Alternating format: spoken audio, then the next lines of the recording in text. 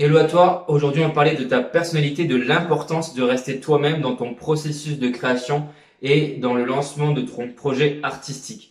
Je me présente, Kevin Segui, je te souhaite la bienvenue sur le Creationote, l'engin qui va te permettre de booster ta créativité et de enfin lancer tes projets artistiques. Alors être soi-même, c'est le plus important. Ça ne sert à rien d'imiter les autres, de vouloir faire comme tout le monde, tu as ta propre personnalité, alors garde-la avec tes qualités, tes défauts, tes forces, tes faiblesses. Donc, moi, ce que je t'invite à faire, c'est justement de faire un tableau pour justement qualifier quelles sont tes forces, tes faiblesses, tes qualités, tes défauts, tes opportunités, toutes les faiblesses que tu peux avoir pour justement te dire, ok, qu'est-ce que j'ai besoin encore de travailler peut-être dans mon projet artistique ou quelles sont mes forces, qu'est-ce qui vont faire que je peux aujourd'hui réussir avec ce que j'ai. En entreprise, on appelle ça un SWOT. Donc, je t'invite à faire pareil. En fait, ça marche pour une entreprise. En mettant Coca-Cola, tu peux voir ses qualités, ses défauts, ses opportunités, ses faiblesses. Je t'invite à faire pareil avec toi-même pour définir, si tu as du mal à définir où sont tes qualités, où sont tes défauts, et juste le temps en fait que tu vas prendre pour te poser à faire tout ceci, tu vas voir déjà que tu as énormément plus de choses que tu ne le penses. Donc après, tu peux évidemment t'inspirer des autres. Tu vois, on a fait des vidéos dernièrement où j'ai parlé d'Eddie Gaga, Joaquin Phoenix. Ça te permet de t'identifier pour vraiment aller chercher ce que tu as encore besoin. Mais ce n'est pas les copier, c'est juste en inspirer. Tu peux aussi les mimer si tu veux, mais ça reste quand même toi. L'idée, c'est de prendre toutes les qualités que tu puisses avoir chez quelqu'un et de les prendre pour toi. Mais après, l'idée, c'est vraiment de rester toi-même. Alors, si tu fais de la musique, voilà, quand tu vas être face à ton public, ça sert à rien de se mentir. Si tu es réservé, si tu sens que tu es un peu timide, que le trac monte, moi, ce que je t'invite à faire, c'est justement à le dire. Tu peux dire que t'es pas à l'aise, tu peux dire que tu as du trac. Les gens vont le comprendre totalement et justement en faisant ça, tu verras que tu l'auras beaucoup moins et tu verras que ce sera beaucoup plus fluide. Si tu fais du théâtre, alors effectivement, là tu vas jouer des personnages, donc c'est encore différent. Mais dans ce qu'il y a avant ton jeu, après le jeu, tout ce qui va faire le processus de te faire connaître, tout le processus en fait de vendre ton projet, parce que oui, à un moment donné, il va falloir y passer. Si tu veux jouer quelque part, il va falloir que tu vendes en fait ton projet, que ce soit un one-man show, que ce soit une pièce, comédie musicale, peu importe tu vas devoir à un moment donné le vendre et les personnes à qui tu vas vendre ton projet, je t'invite vraiment à être le plus toi-même possible. Et ça, c'est une erreur que j'ai beaucoup fait au début et que des fois ça m'arrive, voilà, je m'enflamme un peu. C'est en clair, voilà, pas de me faire passer pour quelqu'un d'autre, mais de me faire briller un petit peu. Voilà, je mets un petit peu de cirage pour briller. Ça, c'est quelque chose que je faisais énormément. C'est que je me montrais tel que je n'étais pas vraiment. Et en fait, même si on le sait pas, mais c'est inconscient, mais les gens s'en rendent compte en fait quand on est faux. Voilà, quand on est faux j'allais dire dans la vraie vie, mais quand on est faux sur scène, ça se sent encore plus parce qu'on a tous les yeux qui sont rivés sur nous. La justesse, c'est important aussi quand on joue, quand on est au théâtre.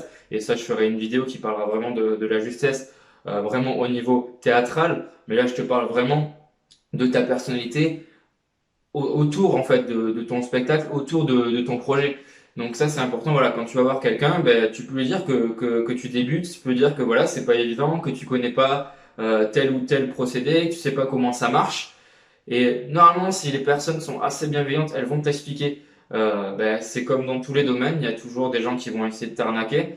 Après, si toi vraiment tu as du mal, je t'invite à te rapprocher de personnes qui vont pouvoir t'aider et qui ont peut-être plus la fibre commerciale que toi. Mais en tout cas, si tu décides de le vendre avec tes tripes, avec vraiment ce que tu as sur le cœur, puisque il n'y a pas mieux que toi et ton groupe, si vous êtes plusieurs, pour parler de votre projet, puisque c'est vous qui l'avez créé, c'est vous qui l'avez fait de A à Z. Et donc tu es la personne la mieux placée pour en parler et pour savoir vraiment trouver les beaux mots, les mots justes pour le vendre, pour vendre ta prestation. Peu importe que ce soit en amateur, en pro, de toute façon, à un moment donné, si tu veux jouer, dans tous les cas, va falloir y passer. Donc moi, ce que je t'invite vraiment à faire, c'est d'être toi-même le plus possible. Et il y a une chose aussi qui est importante, c'est que de toute façon, tu ne peux pas plaire à tout le monde. quoi que tu fasses, quoi que tu dises, tu ne peux pas plaire à tout le monde. Moi, ça m'est arrivé plusieurs fois. Après avoir joué, il y a des gens qui m'ont dit qu'ils n'aimaient pas ce que je faisais. Et j'ai des amis qui m'ont dit qu'ils n'aimaient pas ce que je faisais. J'ai eu des critiques et c'est cool, quoi. C'est important qu'ils puissent me dire qu'ils aiment pas parce qu'effectivement, je peux pas plaire à tout le monde. Et puis aussi, ça me permet d'avoir des critiques, de pouvoir améliorer certaines choses, pas pour plaire à tout le monde, mais déjà pour plaire à ceux que je plais, pour leur plaire encore plus et peut-être pour développer un petit peu plus ma personnalité et pour débloquer des choses que j'avais dans mon spectacle.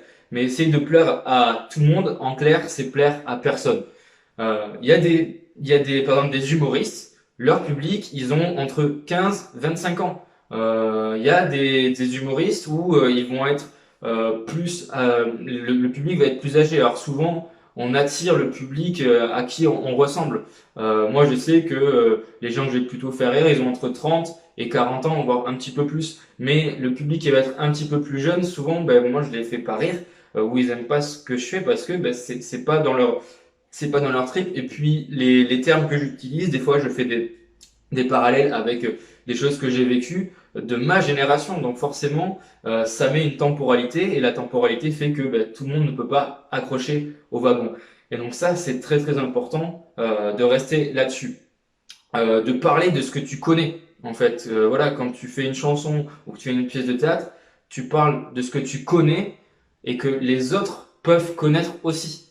Ça sert à rien de faire des choses enfin, c'est pas que ça sert à rien, mais c'est plus difficile, je veux dire, de faire des choses que tu ne connais pas ou de parler de choses que tu n'as jamais vécues. Tu peux le faire au théâtre, évidemment, quand tu joues un personnage, tu n'as pas du tout vécu les choses que le personnage a vécues, mais là, c'est encore autre chose. Là, tu vas devoir t'imprégner vraiment du personnage et aller chercher une information que toi, tu as dans ton vécu et que le personnage peut avoir aussi. Et là, ça demande un autre travail. Là, je parle vraiment du côté plus avant création, pendant la création et au moment où tu vas vendre ton produit, ton projet, et pas forcément sur le côté théâtral de la chose où là tu as effectivement un personnage à jouer.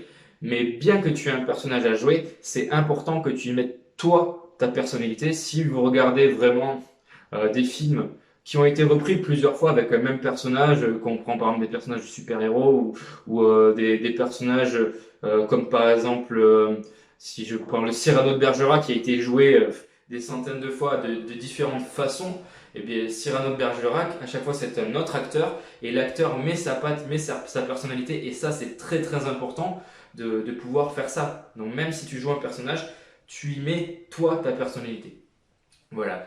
Ben, je suis ravi d'avoir parlé de ce sujet. Je ferai d'autres vidéos qui parleront sur certaines choses parallèles à ça. Donc moi, ce que je t'invite à faire, c'est vraiment ben, te plonger dans ta personnalité et voir, comme je disais au début, de te faire, si tu le souhaites, un tableau avec ben, tes qualités, tes défauts, tes faiblesses, tes forces, tes opportunités, voir sur quoi tu peux avancer et voir sur quoi tu es déjà très très fort.